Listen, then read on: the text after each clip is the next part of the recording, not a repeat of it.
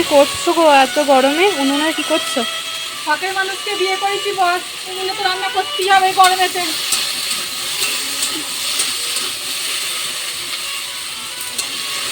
কি দুঃখ, কি দুঃখ।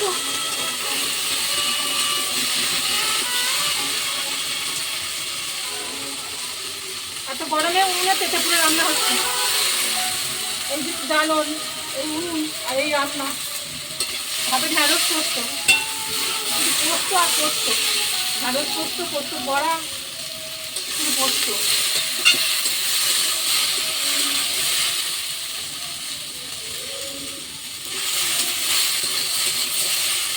আপনাদের কিভাবে রান্না হয়, উনুনে না গ্যাসে?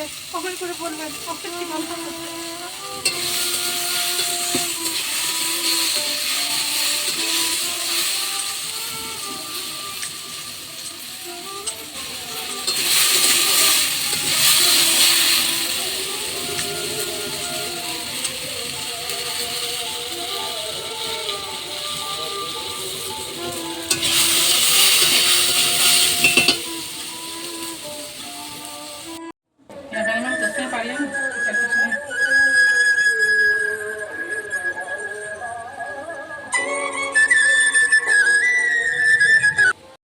ওই গো চলে এসো, ভাত বেরিয়েছি।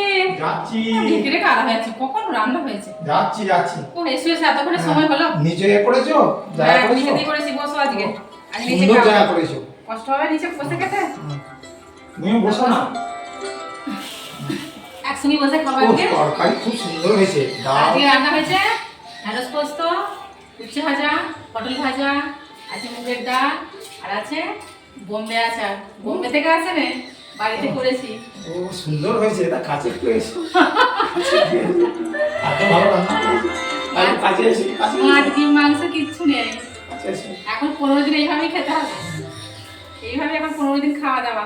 আর আমি যেহেতু উচ্ছে ভাজা খাই না, আমি একটু উচ্ছে আলু খেতে পছন্দ করি। ওই জন্য আমার জন্য উচ্ছে আলু মাখা আছে। আর খুব সুন্দর, আমাদের দাদা ভাই খুব সুন্দর হয়েছে। উচ্ছে ভাজা খেতে পছন্দ করে, ওই জন্য ওর হয়েছে উচ্ছে ভাজা। আর মেয়ের আগে খাওয়া হয়ে গেছে, যাবো। মেয়ের আর মা দুজনেই আগে খেয়ে নিয়েছিল। আর এখন আমরা দাদা ভাই এই আসলো, এবার দুজনে খাবো।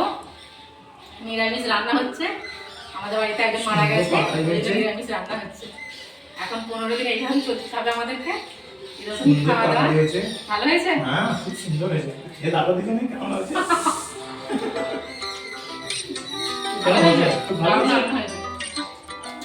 আমারও খুব ভালো লাগছে আজকে কাঠের উনুনে রান্না করেছে। বোম্বে আচার নাকি এটা হ্যাঁ বোম্বে থেকে আসে না, আমি তৈরি করেছি, দেখো খেয়ে ও, কেমন হয়েছে। সুন্দর হয়েছে খুব সুন্দর হ্যাঁ খুব সুন্দর এত সুন্দর হয়েছে খুব খেতে। ভালো লাগলো, হুম তোমার পছন্দ হয়েছে। হুম। না খেয়ে না ভাত খেয়ে না হুম।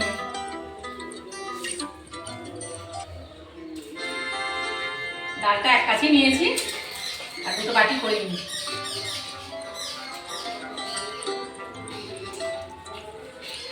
যা এ করেছো নতুন জামার মতন আয়োজন তোমার আবার করেছো। কাঁচের থালা নাহলে খেতে পারবে না তো, হুম, কাঁচের থালায় ভাত চাই।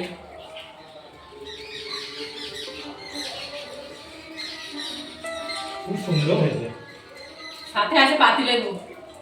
বোম্বে আচারটা এত সুন্দর লাগছে না এত অপূর্ব লাগছে মন ভুলে যাচ্ছে একদম তা আমাকেও বলে যাবে নাকি হুম। আচার খেয়ে?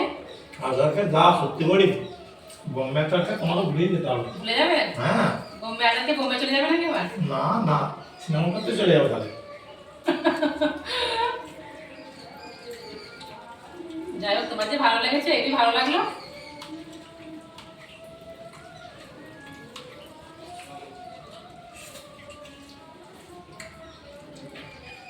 দেখো লেবুটা খেয়ে কি সুন্দর সেন্ট, লেবুটা হুম খেলাম তো। সুন্দর সেন্ট।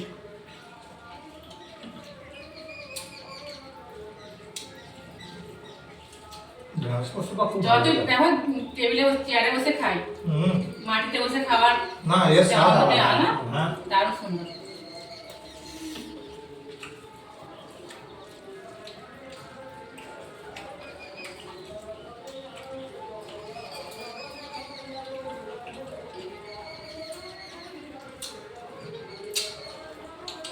মেয়ে তো খেতেই চাইছিল না, মাছ নেই ডিম নেই বলে। না তরকারি খুব সুন্দর হয়েছে তারপরে বোম্বে আচারটা পেয়ে হুম ভাতগুলো যা করে খেলো। আজকে সবচেয়ে ভালো লাগে বোম্বে আচারটা, খুব ভালো লাগে। ভাত টাত খাওয়া দাওয়ার পরে একটু রেস্ট নিয়েছিলাম, তারপরে ঘুমিয়ে পড়েছিলাম। এই ঘুম থেকে উঠে একটু তরমুজ কেটে নিয়ে বসেছি। এই যে তরমুজ ঠিক মতো লাল হয়নি, আর সবাই খাচ্ছে, আমিও একটু নিয়ে বসেছি। তরমুজ খেতে খুব একটা ভালোবাসি না, তবুও সিজন ফল একটু খেতে হয়, খাচ্ছি। বিকেলবেলা আপনাদেরকে একটু মাঠের দিকে নিয়ে যাব, খুব ভালো লাগবে। অনেকদিন যাওয়া হয়নি, সেই কবে গেছিলাম মনেই নেই। আর তরমুজটা খেতে খুব সুন্দর, কেনা তো নয়, বাড়ির, আর কোনো কেমিক্যাল দেওয়া নেই, খেতে খুবই ভালো। তো চলুন মাঠের দিকে যাব। তো তরমুজটা খেয়ে দেখি। তরমুজটা খুব সুন্দর খেতে, বলো। হ্যাঁ, খুব সুন্দর খেতে। সমস্যা কি দানায় ভর্তি, ওই জন্য খেতে ভালো লাগে না। বন্ধুরা, আপনারা কারা কারা তরমুজ খেতে ভালোবাসেন কমেন্টে বলবেন, আর আমাদের বাড়ি চলে আসবেন, অনেক তরমুজ হয়েছে, চলে আসবেন সবাই। কমেন্টে বলবেন কারা কারা তরমুজ খেতে ভালোবাসেন।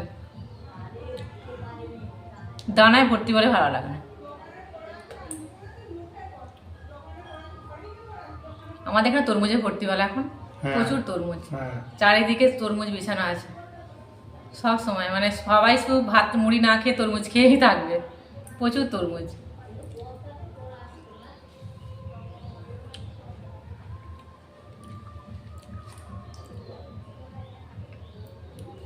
রোদের সময় খেতে ভালো লাগে, এখন রোদ অতটা নেই তো, আকাশটা মেঘলা করেছে, মনে হয় বৃষ্টি হবে।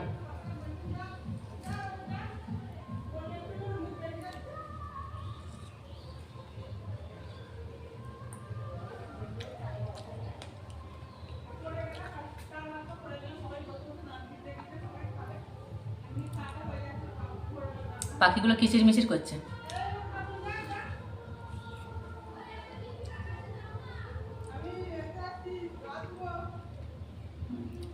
প্রচুর দানা, দানা বলে একদম খেতে ভালো লাগে না।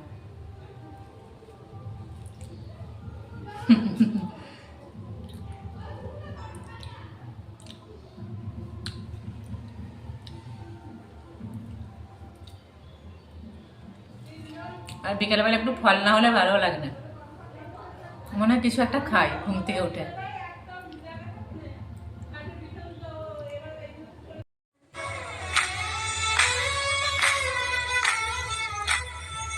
বন্ধুরা, কেমন মেঘ করেছে খালি দেখুন, আকাশটা পুরো কালো মেঘে ছেয়ে গেছে। আর এই সেই তিল গাছগুলো পুরো অন্ধকার করে দিয়েছে মেঘেতে, মনে হচ্ছে বৃষ্টি নামলে আর থামবে না।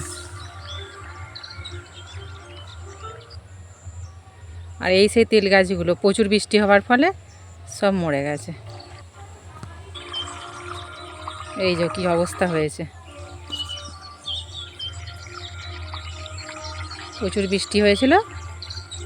আর তিল গাছের শিকড় তো খুব নরম, যার ফলে তিল গাছগুলো সব মরে গেছে। আর যেইগুলো উঁচু জমি সেইগুলো ভালো আছে।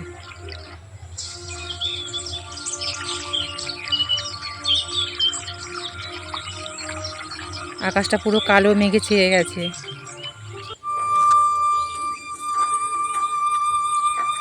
পাখিগুলো তাদের বাসায় ফিরে যাচ্ছে ভয়ে, এক্ষুনি ঝড় উঠবে।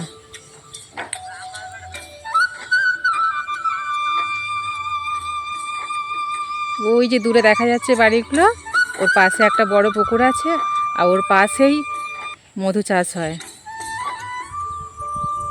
ওই যে গাছগুলো দেখা যাচ্ছে, ওখানে মধু বক্সগুলো সব রয়েছে। এই তিলটা ভালো আছে, এই জমিটা একটু উঁচু বলে তিল গাছগুলো খুব ভালো আছে।